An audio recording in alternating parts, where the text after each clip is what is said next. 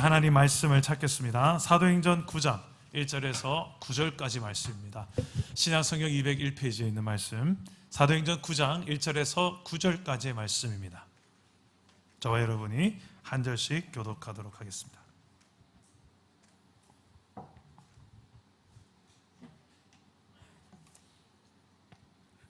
디모데후 사도행전 9장 1절에서 9절까지의 말씀입니다. 제가 먼저 1절 읽겠습니다. 사울이 주의 제자들에 대하여 여전히 위협과 살기가 등등하여 대제사장에게 가서 다메섹 여러 회당에 가져갈 공문을 청하니 이는 만일 그 도를 따르는 사람을 만나면 남녀를 막론하고 결박하여 예루살렘으로 잡아오려 함이라. 사울이 길을 가다가 다메섹에 가까이 이르더니 호련히 하늘로부터 빛이 그를 둘러 비추는지라. 땅에 엎드러져 들음에 소리가 있어 이르시되 사울아 사울아 네가 어찌하여 나를 박해하느냐 하시거늘 대답하되 주여 누구시니까 이르시되 나는 네가 박해하는 예수라. 너는 일어나 시내로 들어가라 내가 행할 것을 내게 있는 자리가 있느니라 하시니 같이 가던 사람들은 소리만 듣고 아무도 보지 못하여 말을 못하고 서 있더라. 사울이 땅에서 일어나 눈은 떴으나 아무것도 보지 못하고 사람의 손에 끌려 다메섹으로 들어가서 사흘 동안 보지 못하고 먹지도 마시지도 아니하니라. 아멘. 오늘도 말씀으로 우리에게 찾아오시는 주님을 꼭 만나기를 축복합니다. 지난 여름에 제가 외부 교회의 타 교회의 집회 수련회 설교 사역으로 몇 군데를 다녀왔습니다. 그 중에 저희 교회만한 사이즈의 교회에 전교인 수련회에 제가 설교 사역으로 갔는데요. 그 교회 담임 목사님이 저랑 형 동생 하는, 제가 이제 20대 시절에 신학교 시절에 같이 신학교 공부를 했던 후배입니다. 나이가 동생입니다. 같은 동문인데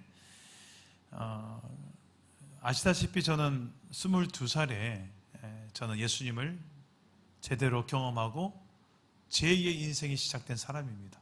그런데 그 친구는 제가 예수님을 만나기 바로 전에 제가 신학교 시절 1학년 아직 예수님을 온전히 만나지 못한 제 삶을 다 오롯이 본 동생입니다. 그래서 이 동생이 저를 이제 강사를 소개할 때 어떻게 소개하나 좀 조마조마했습니다. 제가 자주 이야기했다시피 저는 신학교 시절에 신학생을 타락시켰던 실로 암적인 존재였거든요. 그래서 이 형이 과거에 어땠는 줄 아십니까? 이렇게 할 줄 알았는데, 그래서 다행히 이근준 목사님은요, 제가 20대 시절에 신학교에서 함께 공부하며 가장 사랑했던 형입니다. 그리고 지금도 그렇습니다. 이렇게 시작하는 거예요. 얼마나 감사든지. 그러고는 이근준 목사님 군대에서 도대체 뭔 일이 있었는지 사람이 완전히 목사님이 바뀌어서 온 거예요. 근데 그게 너무 아름답고 좋아서 제가 참 부러웠고 샘이 날 정도였습니다. 그 뒤로도 쭉 그런 변화된 삶을 이어서 여기까지 살아오는 모습을 서로가 연락하며 지켜봤고, 지금 거의 30년이 지난 지금은 사랑담은 교회라는 곳에서 담임 목사를 하며 섬기고 있습니다. 그 목사님, 이근주 목사님을 소개합니다. 이렇게 저를 소개하는 거예요. 설교를 다 마치고 기도회 끝나고 늦은 밤 11시 넘어서 숙소에 가서 이제 씻고 잠을 자려고 누웠는데, 오늘 그 저를 소개했던 동생 목사님의 저를 소개하는 그 소개가 자꾸 머릿속에 기억이 나는 거예요. 그때 제 삶이 완전 뒤바뀌게 된 변화, 군대 가기 전에 저와 군대 갔다 오고 나서의 저가 완전히 180도 바뀐 삶을 보고 도대체 무슨 일이 있었는지 그런 변화를 부러워했고, 그런 변화를 샘이 날 정도로 부러웠다는 그 표현이요, 제 속에 머릿속에 자꾸 기억이 나는 거예요. 근데 생각해 보니까 정말 그 시대에 제 주변에 있던 제 가정, 제 부산에 있는 친구들, 신학교의 동문 같은 전도사님들, 군대 가기 전에 저와 갔다 온 다음에 제가 너무 다르니까 다 같은 생각이 아니었을까. 군대에서 저는 하나님을 만났기 때문입니다. 제 인생에도 180도 제 인생이 바뀌는, 180도 바뀌는 혁명이 일어난 거예요. 하나님이 제 인생에 모든 것이 되어진 일이 일어나니까 어떤 일이 벌어지는가? 찬송가 가사에 이런 가사가 있죠. 이전에 세상 나 기뻤어도 지금 내 기쁨은 오직 예수. 이게 되어지더라고요. 이런 삶을 사니까 밤 10시만 되면 이제 친구랑 같이 늘 기도하러 산에 올라가고, 아니 비 오면 성전에 가고, 늘 걸어 다니면서 이제 기도하고, 차를 타면 전도하고, 이런 삶이 특별한 게 아니라 당연하다는 생각이 들었어요. 어찌 내 안에 살아계신 예수님을 모시면서 어떻게 이렇게 안 사는 게 더 이상하지 않나? 그런 변화가 제 삶에 일어날 줄이야. 저는 모태신앙의 아버지가 목사님이었습니다. 30여 년간 부산에 개척했죠. 개척 목회를 하시는데, 그 모태신앙의 특징이 뭐냐면, 못해. 뭘 시키면 난 못해. 그거는 아주 불같은 체험을 한 어떤 특별한 사람 하는 거예요. 난 못해. 이 못해가 그냥 입에 달린 사람 모태신앙이라자. 제가 그랬거든요. 전 특별한 체험이 없던 사람이었습니다. 그래서 늘 하나님, 나도 좀 이런 체험을 주셔야죠. 그래야 좀 그런데 체험을 안 주시더라고요. 근데 군대에서 너무 시게 체험을 했습니다. 그러고 나서 인생이 완전 뒤집어졌어요. 그런 변화가 제 삶에 일어나니까 그게 나쁜 변화가 아니라 정말 이근준이 이근준답고 너무나도 보기 좋고, 어쩜 저렇게 바뀔 수 있지? 나도 저렇게 바뀌었으면 좋겠다 싶은 내 주변의 모든 사람들에게 부럽고 세미날 정도로 사람이 바뀌어버린 거예요. 180도. 이 변화가 이제는 제 주변에 있는 사람들에게 증거가 되더라고요. 어떤 증거? 제가 믿고 만난 예수님에 대한 증거. 가장 확실한 증거는 여러분들이 예수님을 만나는 것이고, 예수님을 만나서 끝이 아니고 만난 다음에 여러분 삶에 일어난 변화. 여러분들은 그런 변화가 있다면 무엇입니까? 예수님을 만나기 이전, before 어떤 삶을 살았는데, 예수님을 이렇게 만나고 난 다음, after 어떻게 바뀌었냐는 거예요. 그 변화를 저는 before, after라는 이 단어로 표현할 수 있어야 된다고 생각합니다. 명주 자매가 왜 저렇게 웃는지 모르겠네. 제 발음이 안 좋았나요? 철자가 틀렸나요? before, after 여러분의 삶에 있다면 무엇이겠습니까? 여러분의 삶에, 지금까지 살아오는 삶에 정말 내가 예수를 만났다면, 그 만남으로 인해서 내 삶의 이전과 이후가 달라진 게 있다면 뭐가 있을까? 성품의 영역입니까? 아니면 물질의 영역입니까? 예전에 물질이 나에 다 있는데 이제는 물질이 다가 아니고 하나님이 다다. 물질은 그저 수단일 뿐이다. 이런 또 성공관에 대해서 변화가 일어난 사람이 있습니다. 어떻게 해서 수단과 방법을 가리지 않고 세상 사람들이 인정해 주는 그 성공, 그게 내 인생의 유일한 푯대고 목적이었는데 이제는 그게 아니고 좋은 직장, 큰 연봉, 사람들이 알아주는 한자리, 빠른 승진, 이것보다 더 큰 걸 봐버리는 거예요. 그래서 전혀 새로운 차원이 다른 성공관이 세워져요. 주변의 관계들도 좀 바뀌어요. 늘 만나서 술 마시던 친구들 완전히 관계를 딱 끊어버리는 게 아니고요. 사람이 바뀌니까 술자리 가도 이제 술을 안 마시니까 좀 재미가 없어지죠, 친구들이. 주변 사람들이 조금씩 자연적으로 좀 바뀌어요. 한 번씩 이제 친구들이 연락이 와도 옛날같이 다른 이야기를 합니다. 이제는 교회 다닌다면서 날 위해서 기도하지, 요런 이야기를 해요. 그러니까 예전에 맺었던 관계랑 이제는 전혀 차원이 다른 내 안의 대인관계도 시작돼요. 모든 관계를 다 단자로 끊는 것이 아니라. 이런 변화, 여러분의 삶에 예수님을 만나고 난 다음에 일어난 변화, before, after가 있다면 뭐가 있냐는 겁니다. 목사님, 저는 별로 바뀐 게 없는 것 같아요. 그냥 일요일이면 교회 나오는 거 말고는 제 삶을 아무리 열어봐도 변화된 게 없는 것 같아요. 이런 말하는 성도도 있을 것이고, 어떤 분은 목사님요, 변화 많죠. 그걸 어찌다 말합니까? 제 삶 전체가 이렇게 확 뒤집어졌어요. 이런 분도 계시고요. 어떤 분은 변화된 것 같기도 하고 안 된 것 같기도 하고, 어떨 때는 변화된 것 같고 어떨 때는 안 된 것 같기도 하고, 왔다리 갔다리 하는 것 같아요, 목사님. 이런 분도 계시죠. 저는 오늘 이 예배를 통해서 내 삶에 예수님을 정말 확실히 만남은, 그 만남을 통해서 선명한 변화가 내 삶에 나타나는 증거들이 일어나기를 주님의 이름으로 축복합니다. 오늘 성경 말씀에 보면 그런 변화로 증명하는 하나님, 예수님, 그런 인물이 등장해요. 어떤 변화를 경험한 사람인가? 바로 사울입니다. 이 사울이 어떤 사람인지를 오늘 말씀 1절과 2절에 이렇게 설명하는데요, 우리 함께 읽어봅시다. 여러분 읽어주시겠습니까? 1절과 2절 시작. 사울이 주의 제자들에 대하여 여전히 위협과 살기가 등등하여 대제사장에게 가서 다메섹 여러 회당에 가져갈 공문을 청하니, 이는 만일 그 도를 따르는 사람을 만나면 남녀를 막론하고 결박하여 예루살렘으로 잡아오려 함이라. 자, 사울이란 사람이 어떤 사람입니까? 이 말씀 보니까 예수를 믿는 제자들 죽이려고 살기가 등등한, 어떻게 하면 잡아 죽이지 저것들을, 예수 옛자만 들어도 막 이를 부득부득 가면서 내가 저것들을 잡아 죽이기 위해서 살지. 그래서 지금 예루살렘에서 약 300km나 멀리 떨어져 있는 다메섹 지역에 예수를 믿는 사람이 있다더라 라는 제보를 듣고 출동 명령을 받기 위해 공문을 받아서 가는 길이에요. 여러분 생각해 보세요. 어지간한 열심 가지고, 여러분 그 시대에 자동차가 있었습니까? 뭐가 있었습니까? 그런 시대에 300km 멀리 떨어지는 곳에 예수 믿는 놈 잡아 죽이려고 달려가는 사람이, 그런 열심이 사울이었어. 사울.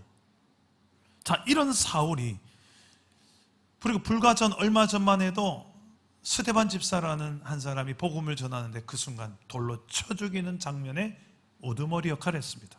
우리 사도행전 7장 58절인데 한번 읽어볼까요? 시작. 성 밖으로 내치고 돌로 칠세 증인들이 옷을 벗어 사울이라 하는 청년의 발 앞에 두니라. 여기 사울 앞에 옷을 두는 이유는 이 사울이 우두머리이기 때문에 그래요. 이 돌로 치는 일을, 아무 죄도 없는 스데반 집사님을 예수님을 전한다는 이유로 돌로 쳐 죽이는 일을 8장 1절에서도 보면 사울은 그가 죽임당한 것을 마땅히 여기더라. 죽어도 싸지. 죽어도 싸지. 예수를 믿다니. 예수를 믿는 사람을 잡아 죽이는 사람 우두머리였습니다. 이랬던 사울이 어떻게 바뀌는가? 사도행전 20장 22절에서 24절인데 이게 사울의 고백이 됩니다. 다 같이 한번 읽어봅시다. 시작. 보라, 이제 나는 성령에 매여 예루살렘으로 가는데 거기서 무슨 일을 당할는지 알지 못하노라. 오직 성령이 각 성에서 내게 증언하여 결박과 환난이 나를 기다린다 하시나, 내가 달려갈 길과 주 예수께 받은 사명 곧 하나님의 은혜의 복음을 증언하는 일을 마치려 하면은 나의 생명조차 조금도 귀한 것으로 여기지 아니하노라. 아멘. 예수의 이름을 증언하는 것, 이걸 위해 내 생명조차도 나는 버릴 준비가 되어 있다. 아무것도 이걸 버리는 데 있어서 문제가 없다. 여러분, 이런 사울이 됩니다. 어떻게 이게 가능할까요? 이렇게 가능하게 된 이유를 오늘 말씀에 좀 찾고자 합니다. 첫째로, 사울은 예수님을 인격적으로 제대로 만났기 때문입니다. 사울처럼 예수님과 원수처럼 살았던 사람이 있을까요? 예수님의 입장에서 봤을 때 가장 먼저 쳐 죽여야 될 사람이 사울 아니겠습니까? 어찌 네가 나한테, 내 믿는 제자들을 이렇게 핍박하, 이렇게 해서 그냥 바로 저주와 하늘의 유황불을 터뜨려서 그냥 죽여버려야 될 인생이 아닌가요? 근데 이런 죄인을, 예수님과 원수된 관계로 살아가는 죄인을 예수님은 심판하려고 찾아오신 것이 아니라 구원하기 위해 찾아오십니다. 우리 따라서 합시다. 죄인을 찾아오시는 예수님을 만나다. 죄인을 찾아오신 예수님을 만날 때 내가 얼마나 심각한 죄인인지를 알고 이런 죄인에게도 찾아오신 예수님을 만날 때 그 만남이 진정한 변화를 일으키는 시작점이 됩니다. 우리 다 같이 3절과 4절 말씀을 오늘 말씀 다 같이 한번 읽어보겠습니다. 시작. 사울이 길을 가다가 다메섹에 가까이 이르더니 호련히 하늘로부터 빛이 그를 둘러 비추는지라. 땅에 엎드러져 들음에 소리가 있어 사울아 사울아 내가 어찌하여 나를 박해하냐 하시거늘. 네, 다메섹 성에 예수 믿는 사람들을 잡아 죽이러 가는 길에 하늘로부터 강렬한 빛이 사울 향하여 확 비춥니다. 깜짝 놀라서 발라당 뒤집어져 넘어져요, 사울이. 그러고 나서 이제 눈을 못 보게 됩니다. 그 사울이 이젠 그 빛의 정체, 이 정체를 알고 싶어서 누구십니까? 묻습니다. 이때 사울아 사울아 네가 어찌하여 나를 박해하느냐라는 예수님의 음성을 듣게 됩니다. 예수님의 첫 음성이 사랑하는 아들아 내가 여기 있다. 네가 나를 찾지. 내가 여기 있다. 이게 되면 좋은데 그게 아니라 예수님을 미워하고 싫어하고 믿는 자를 잡아 죽였던 그런 사울에게 첫 고백, 어찌하여 나를 이렇게도 박해하느냐. 이 말은 수사 의문문인데 박해하는 이유를 예수님이 정말 몰라서 물어보는 게 아니에요. 이 박해하는 행동을 꾸짖는 책망이죠. 사울은 이 소리의 근원을 찾기 위해 누구냐고 물으니까 답변이 들립니다. 네가 박해하는 예수다. 그러고는 지시하십니다. 이 다메섹 시내에 들어가라. 그러면 거기에서 만난 한 사람 너에게 다음 행할 행동을 지시할 것이다. 그러고는 이 사울은 눈을 보지 못하는 시각장애로 3일간을 지내야 됩니다. 그 지시한 사람을 만날 때까지. 사울 곁에 동행했던 사람이 인도해줘서 성 안에 들어갑니다. 그 3일 동안 그는 무엇을 했을까요? 9절 말씀 보니까 사흘 동안 보지도 못하고 먹지도 마시지도 아니하니라. 금식합니다. 이 사울은 이 다메섹 성에 들어가서 금식을 하는데 왜 금식을 했을까? 9장 11절에 보니 예수님이 이야기합니다. 그가 기도하는 중이니라. 사울은 금식만 한 게 아니라 기도하기 위해서 금식한 거예요. 여러분, 금식하면서 3일 동안 아무것도 안 먹어가면서 식음을 전폐하면서 기도를 했는데 사울이 어떤 기도를 했을까요? 여러분 3일간 금식기도 해본 적 있으세요? 이 3일 동안 아무것도 안 먹고 기도한 이 사울 어떤 기도를 했을까? 어지간하면 여러분 인생에 어지간한 힘든 문제 없이는 3일간 안 굶죠. 못 굶죠. 3일간 해보셔야지 알 텐데 해보신 분들 계시죠? 3일 동안 해보시면 정말 괴로워요. 너무 힘들어요.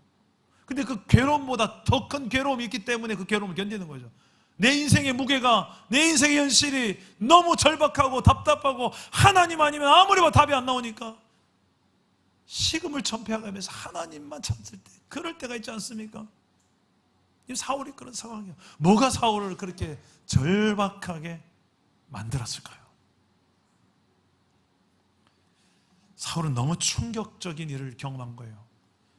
분명히 내가 핍박하고 내가 미워했고 내가 증오했던 이름 예수, 저 예수라는 자 때문에 얼마나 많은 유대인들이 선동되어 가지고 미혹되어 가지고 다 예수 믿겠다고 하고 난리가 나는데 저 예수, 이득부득 깔았던 그 예수가 내 앞에 나타나서 실제로 살아계신 예수님을 내가 만나버려. 그분이 나에게 찾아오신 거예요.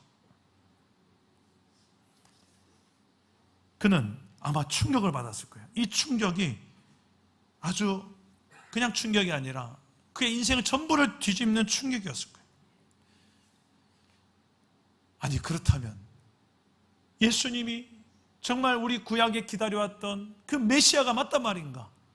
우리를 구원하기 위해 이 땅에 오신 그리스도가 맞단 말인가?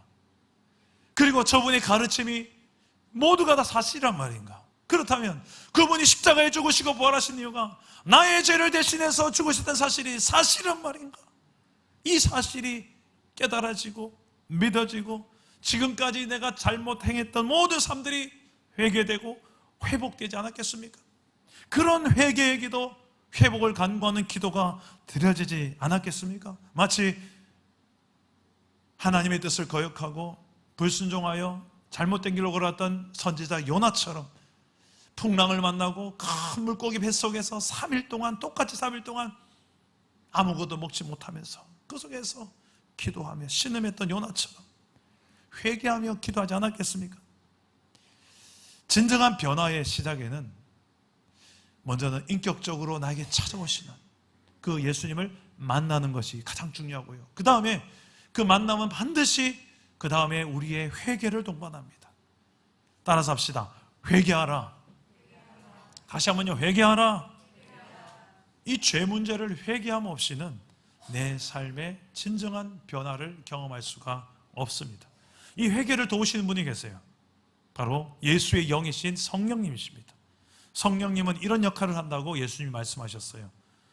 이 화면에 한번 자막에 말씀 띄워주시면 그가 와서 죄에 대하여, 의에 대하여, 심판에 대하여 세상을 책망하시리라.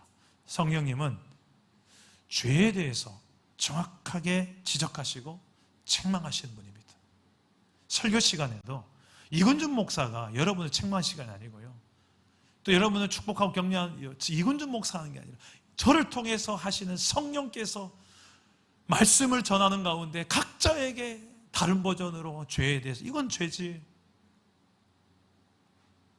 이렇게 하시는 분이 성령님이시라는 거예요.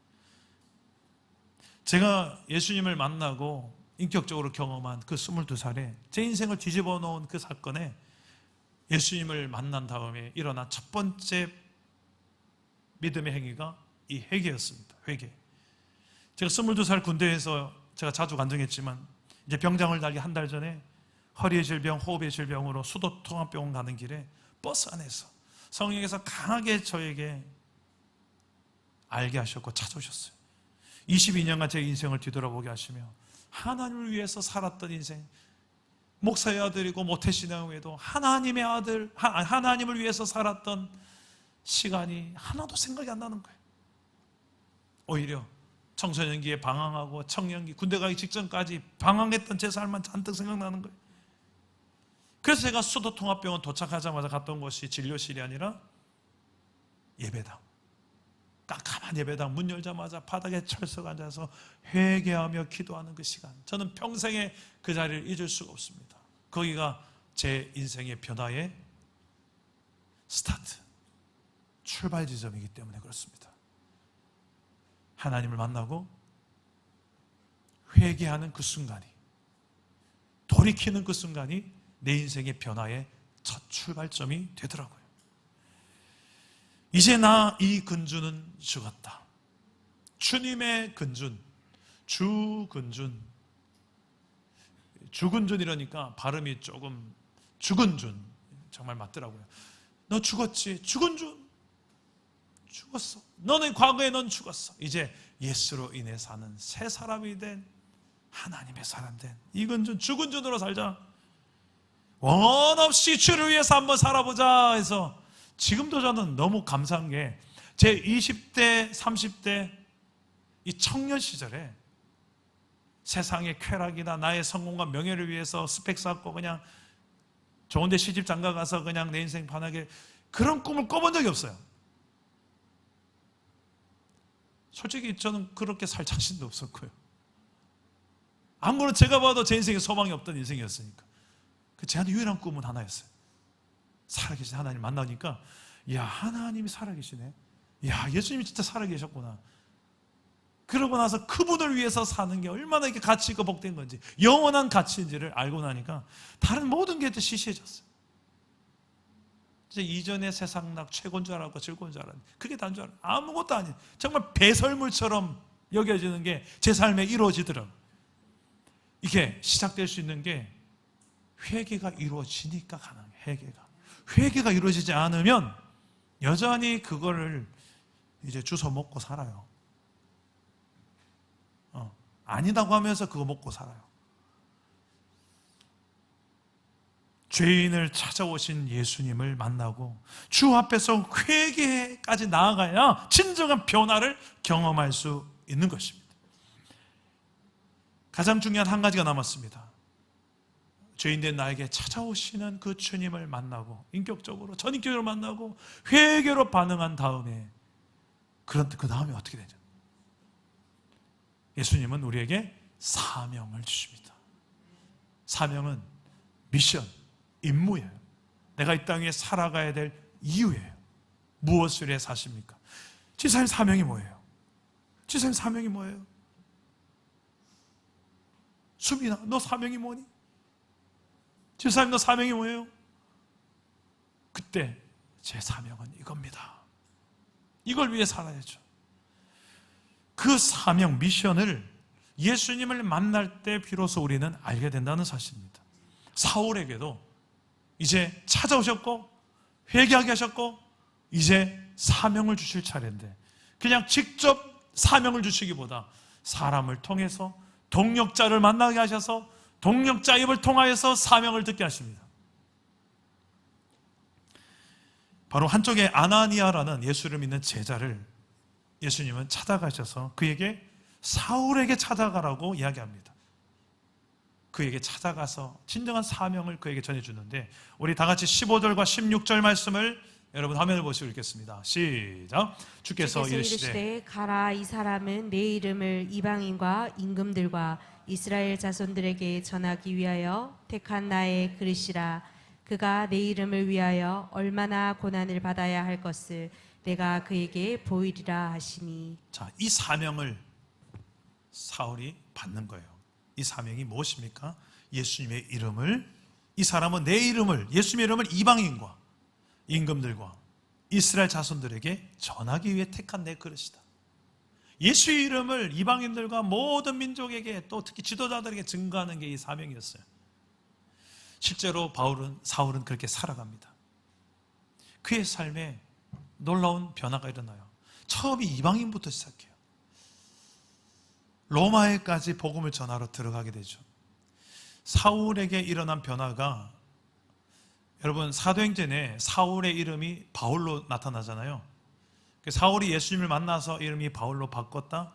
이게 잘못된 생각이고요. 그게 아니고 사울은 히브리식 이름이고요. 바울은 이제 헬라식, 로마식 이름입니다. 로마 시민권을 가진 이 바울이 이제 사도행전에 보면 사울의 인생을 보면 처음에 사울이 많이 나오다가 중간에 사울 바울 하다가 이제는 바울만 나와요. 바울. 왜냐하면 그의 인생의 방향이 결국은 그죠? 모든 민족 이제 이방인들에게로 이방인식 이름을 더 많이 사용하기 시작한 이유가 뭘까요?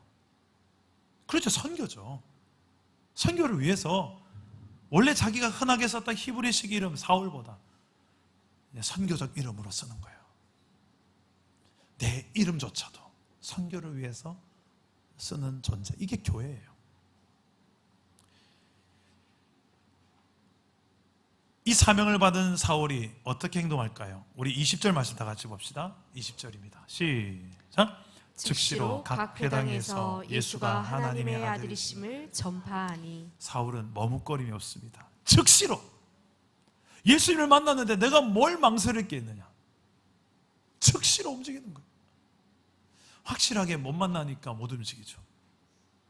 확실하게 예수를 만났는데 내가 꺼릴 게 뭐가 있어요? 내 인생에 주님이 찾아오셨는데, 그리고 내가 그 내 죄 문제를 회개하고 새 사람 되었는데 예수님을 말 못할 이유가 뭐가 있겠냐는 것입니다. 이런 선교적 사명을 사울에게 주셨는데 사울에게만 주셨을까요? 이 사명은 예수를 믿는 저와 여러분 모든 예수님을 믿는 제자들에게 다 주셨을까요? 다 주셨어요. 예수님이 이렇게 말씀하셨죠. 너희는 가서 모든 민족을 내 제자로 삼아 아버지와 아들과 성령의 이름으로 세례를 베풀고 내가 너에게 지시한 모든 것을 가르쳐 지키게 하라. 볼지어다 내가 세상 끝날까지 너희와 함께 영원히 함께 있을 것이다. 모든 제자들에게 주신 지상명령, 사명이 선교예요, 선교. 그래서 예수님을 만나고 회개하고 변화된 사람의 방향은 항상 선교입니다. 교회는 선교 없으면 존재 이유가 없는 거예요. 우리 교회는 선교적 교회 하는데 이게 뭐 특별한 게 아니고요. 교회는 원래 선교적 교회여야 되는 거예요. 성경적 교회는 선교적 교회예요. 우리의 삶이 선교고 우리의 삶에 예수가 나타나는 게 지극히 당연한 거예요. 왜? 그분을 만났으니까.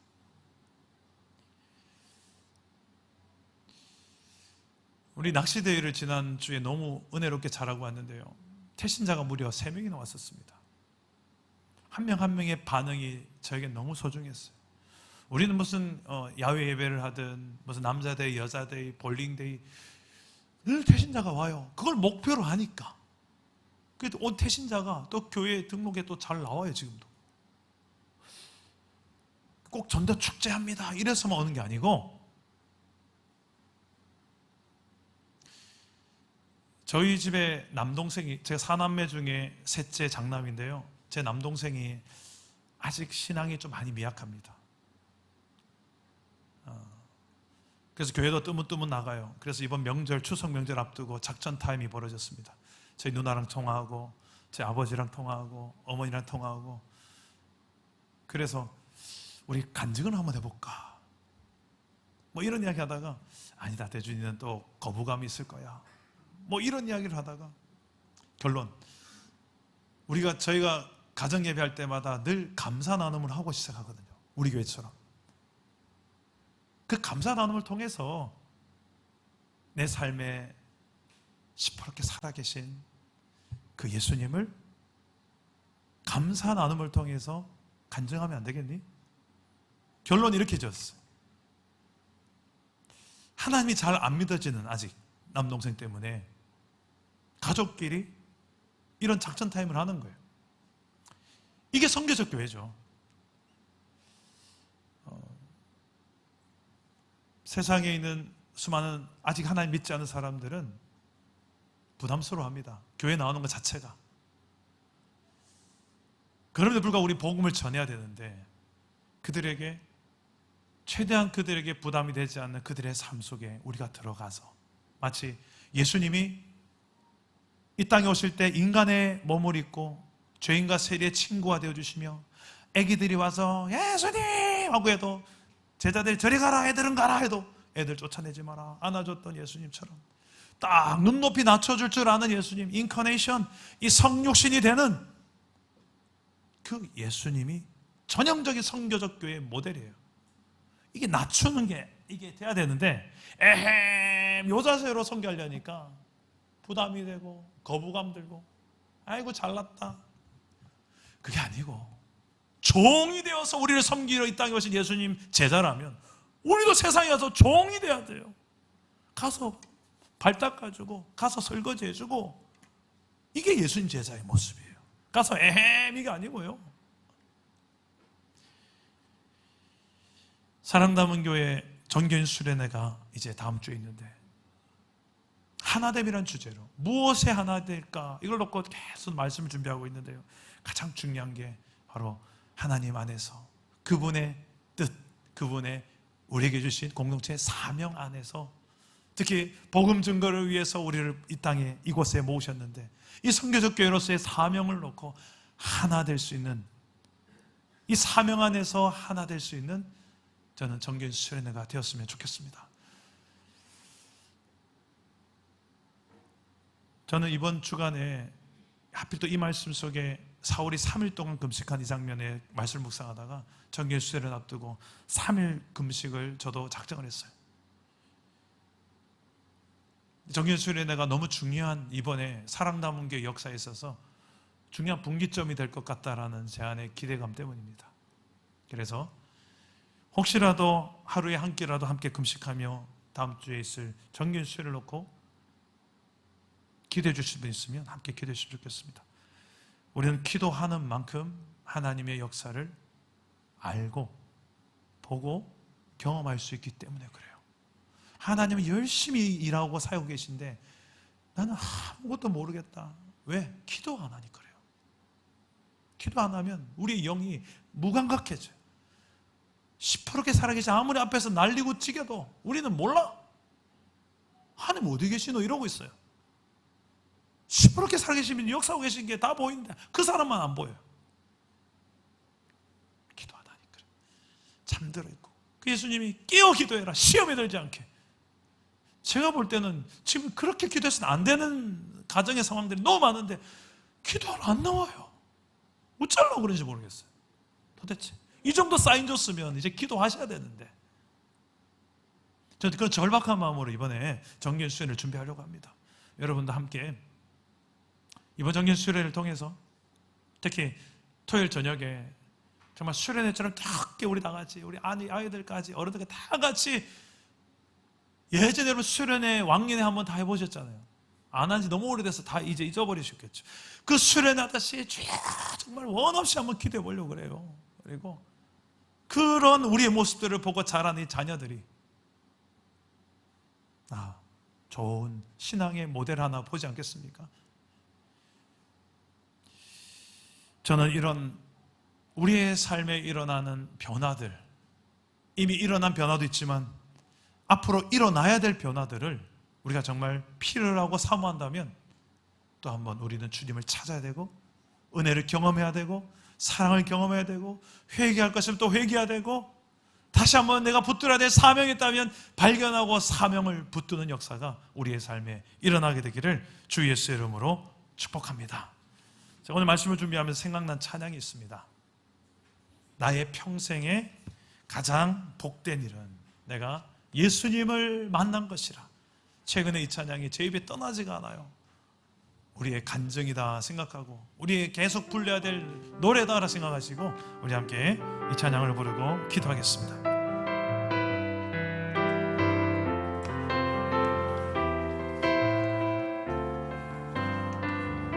나의 평생에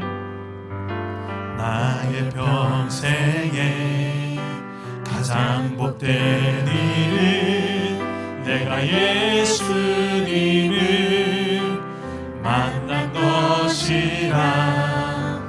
나의 평생에 가장 잘한 일은 내가 예수님을 주로 섬긴 것이라. 이 세상 살 동안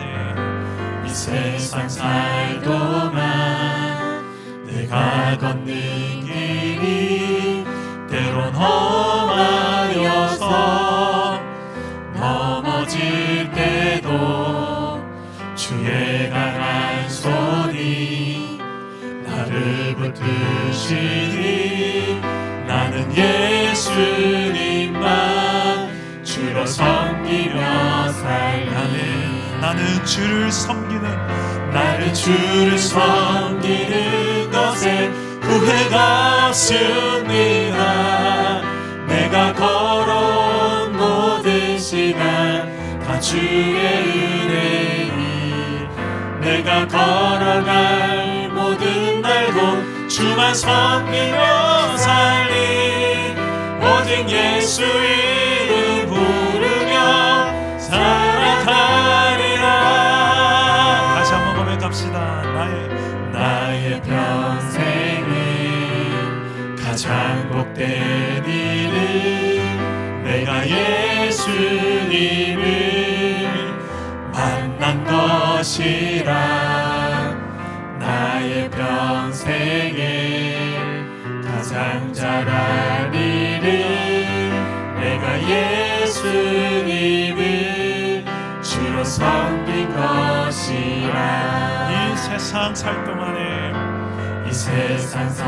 동안 내가 걷는 길이 때론 험하여서 넘어질 때도 주의 강한 손이 나를 붙드시니 나는 예수님만 주로 섬기며 살라니. 나는 주를 섬기는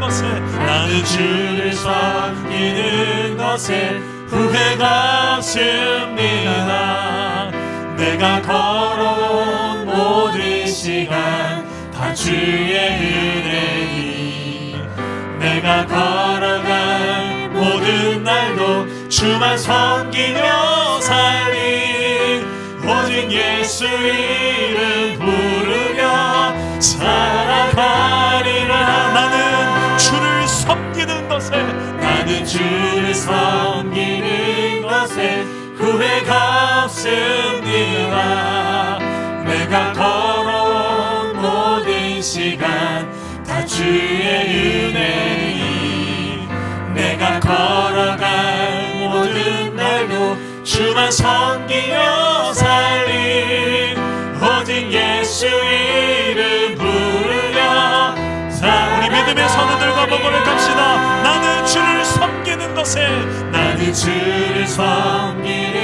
것에 후회가 없습니다. 내가 걸어온 모든 시간 다 주의 은혜니 내가 걸어갈 모든 날도 주만 섬기며 살리 오직 예수 이름 부르며 살아가리라. 이것이 나의 간증이요 이것이 나의 찬송이세. 나 사는 동안 끊임없이 나의 구주를 찬송하리라. 이것이 나의 간증이요 이것이 나의 간증이요 이것이 나의 찬송이세. 나 사는 동안 끊임없이 구주를 찬송하리로다.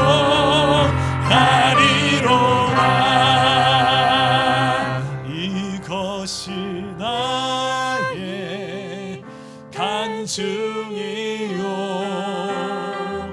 이것이 나의 찬송이세. 나 사는 동안 끊임없이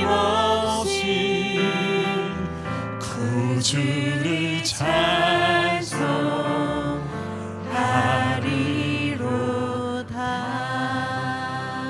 기도합시다. 제가 이렇게 찬양하는데 우리 성도들 얼굴 한 명 한 명을 보니까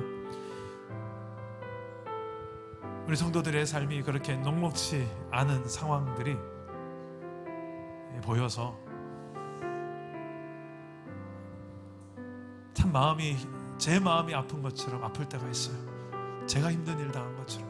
그런데 동시에 그런 힘겨운 상황들이 있음에도 불구하고 신앙을 포기하지 않고 오히려 신앙으로 이겨내고 이 힘든 상황 속에서 더 선명하게 하나님을 증거하고 증명하는 성도님들, 그게 기도고 그게 예배고 그게 말씀 읽고 순종하는 삶이 아니겠습니까? 오늘 그렇게 살아내고 있는 여러분을 위해 저는 기도하겠습니다. 여러분이 지금 걷고 있는 그 길을 통해서 시퍼렇게 살아계신 예수님이 증거되고 증명될 것입니다. 힘들어도 버텨낼 만한 이유가 있습니다. 여러분 주변에 아직 예수를 모르는 사람들, 여러분 안에 계신 예수님에 대해서 묻는 자들에게 내 안에 시퍼렇게 살아계신 하나님이 이렇게 역사하고 계신다고 변화된 내 삶으로 고난 앞에서 타협하지 않고 무릎 꿇지 않고 신앙으로 이겨내는 내 모습을 통하여 증명되어지는 하나님을 이제는 내가 한 번쯤은 보여줄 수 있는 그런 시간, 여러분 결단하십시오. 그 은혜의 주를 내가 놓치지 않고 살겠노라고. 그리고 회개할 것이 성령께서 지적하기 때문에 이 시간에 회개할 것을 결단하십시오. 그리고 내게 주어진 사명을 뒤로 미루는 것이 아니라 앞장서고 사명을 위해 살겠습니다. 일터도 그냥 밥벌이가 아니라 사명의 터전이에요. 가정도 사명의 터전이에요. 교회도 사명이 있으니까 모이는 거예요. 그 사명을 발견하고 사명을 위해 살 때 하나님의 살아계심이 더 시퍼렇게 증명될 것입니다. 오늘 그런 역사의 증인으로, 역사의 주인공으로 내가 쓰임받게 하여 주시옵소서. 기도하실 때에 저를 따라오기도 하겠습니다. 주여 은혜를 주옵소서. 주여 은혜를 주옵소서. 주여 변화를 주옵소서. 주여 변화를 주옵소서. 주여 사명 감당케 하옵소서. 주여 사명 감당케 하옵소서. 기도합시다. 하나님 아버지, 우리가 이런 주님 앞에 부름을 받은 종들이고 우리가 하나님의 백성 된 것이 은혜이고 이것이 우리 인생의 최고의 감격이고 복이니 이것이 내 삶을 이끌어가는 원동력이 되게 하여 주시옵소서. 사랑 담은 교회에 오기까지 하나님이 내 인생 가운데 역사하시고 내가 여기 있음을 알고 있습니다. 주여 잊지 말게 하여 주옵소서. 하나님의 은혜를 잊지 않게 하여 주옵소서. 여호와 하나님께서 나를 부르셨다는 사실을 놓치지 말게 하여 주옵소서. 하나님, 내가 이 길을 끝까지 걸어갈 수 있도록 도와주십시오. 이 마음이 지치지 않도록, 이 마음이 실족하지 않도록 성령이여 이 마음을 붙잡아 주시옵소서. 우리 사랑 남은 교회를 사랑하여 주시옵소서. 수많은 어려운 남자 속에서도 그렇지 않게 주시옵소서. 하나님, 우리를 도와주시옵소서. 우리가 오직 일어나게 해주시옵소서. 사명을 감당하는 주의 용례 일어나서 하나님 나라에 위하여 기꺼이 이 헌신을 드리고 우리의 삶의 모든 영역들이 하나님의 통치와 다스림을 드러내는 이 하나님의 나라가 이루어지는 은혜를 경험하고 간증하는 역사들이 일어나게 하여 주옵소서. 이전엔 내가 주인 되었고 세상이 주인 되어 살았지만 하나님이 주인 된 삶이, 하나님이 왕이 된 삶이 무엇인지 내 삶에 하나님 나라가 이루어져서 그 이루어진 하나님 나라로 증명하는 하나님과 그의 나라를 보여주는 인생 되게 하여 주옵소서. 그런 교회가 되게 하여 주옵소서. 그런 인생으로 한 번쯤은 살아보게 하여 주옵소서. 그냥 끌려다니고 그냥 구경꾼으로 사는 인생이 아니라 목적 인생 되게 하시고 사명이 선명한 인생 되게 하여 주옵소서. 주님, 우리를 아십니다. 우리의 낙함을 아시기에 우리 곳에 하나님의 성령을 보내주셔서 우리를 도우시고 우리 함께 하시면 약속하셨습니다. 그 하나님 약속해 주시고 하나님, 오늘도 우리가 그 말씀 가운데서 서게 하여 주옵소서. 주여, 이것이 우리의 간증이 되어지고 더 많은 간증거리들이 우리의 삶에 이루어질 수 있도록 성령께서 이끌어 주시옵소서. 믿음으로 나가는 자들마다 이 놀라운 하나님의 역사들을 경험하는 역사들, 이 한 주간 충만하게 일어나게 하시고 다음 주일 우리 전긴 수련회 가운데 우리 온 공동체가 그 하나님의 부르심 앞에 순종하게 되어지는 복된 은혜의 시간이 되게 하옵소서. 살아계신 하나님, 우리 인생 그렇게 길지 않은데 그저 왔다 가는 인생, 적당히 구원받고 청망하면 되지 이런 인생이 아니라 이 짧은 인생 참으로 가치 있는 인생을 살다 가게 하여 주옵소서. 영원한 하나님 그리고 하나님의 나라 위에서 한번 멋지게 한번 살아볼 수 있는 이 시대의 사울, 이 시대의 베드로, 그런 멋진 인생들을 되게 하여 주시옵소서. 하나님, 이를 위해서 우리가 날마다 내 인생에 찾아오시고 또 찾아오시고 또 찾아오시는 사랑의 하나님, 은혜 하나님을 만나게 하여 주옵소서. 그리고 혹시라도 우리가 곁길로 가고 나 중심적으로 돌아가고 세상 중심으로 살고 싶은 유혹 앞에 타협하는 그런 연약한 우리의 죄성들을 주님, 성령께서 책망해 주시고 기꺼이 우리가 회개하고 돌이킬 수 있도록 도와주시옵소서. 우리가 내 뜻을, 내 야망을 성취하기 위해서 사는 것이 아니라 하나님 내게 주신 사명을 이루기 위해서, 그 임무를 잘 수행하기 위해서 우리가 가정에서 사명을 감당하고 일터에서도 사명을 감당하고 교회에서도 하나님 앞에 사명을 감당하는 사명자로 설 때 비로소 우리의 삶에 하나님의 나라가 이루어지는 경험들을 하게 하여 주시옵소서. 이 한 주간이 그런 복된 한 주간이 되기를 소망하옵고 우리의 변화의 가장 중심의 이유가 되시는 주 예수 그리스도의 이름으로 기도드립니다. 아멘.